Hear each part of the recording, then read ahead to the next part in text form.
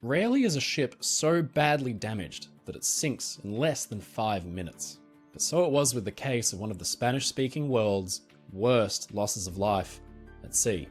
Príncipe de Asturias was, for a time, a comfortable and modern passenger liner built in Scotland in 1914 for the Spanish line Naviera Pinillos. The ship was a pretty decent size, at about 460 feet or 140 meters long and around 8,370 tons.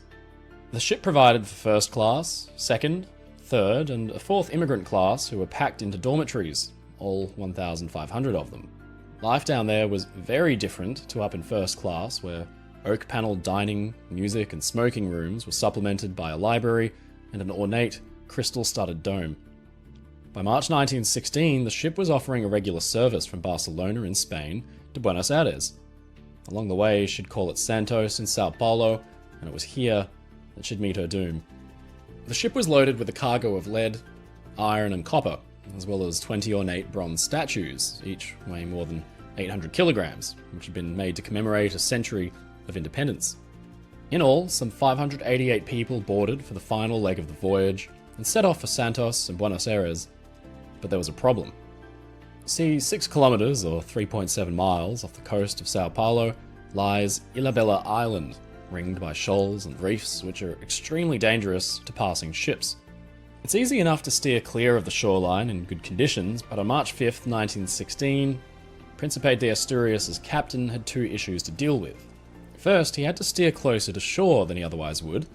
The First World War was raging, and because the ship was carrying a number of German passengers, he was afraid of being intercepted by British warships. That was bad enough, but then on March 4th, a storm rolled in which shrouded the coastline in fog and driving rain, making visibility almost nil. The result was catastrophic.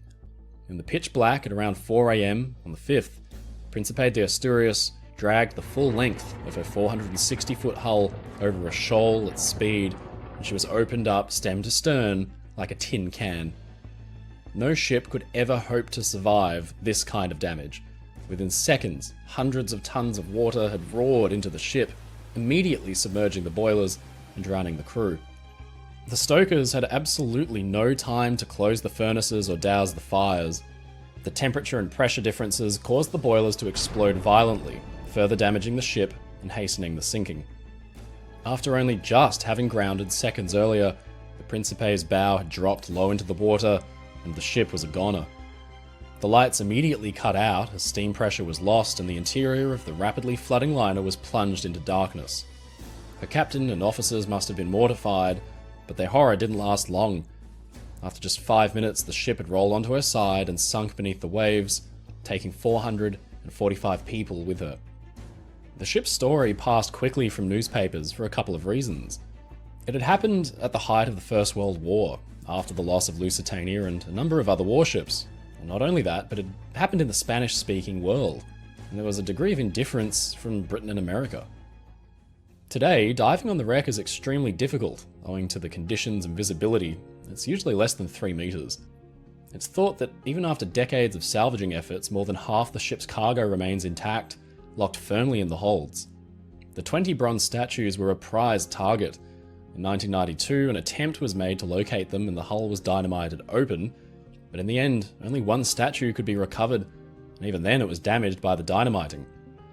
Today it's on display at the Maritime Museum of Rio de Janeiro. The damage to the ship from the grounding was just catastrophic. On the ship's bow alone, today divers have reported a 45-meter or 150-foot-long gash. The human cost of the Príncipe de Asturias is hard to ignore. The decks and compartments of the ship are crowded with human skulls and bones.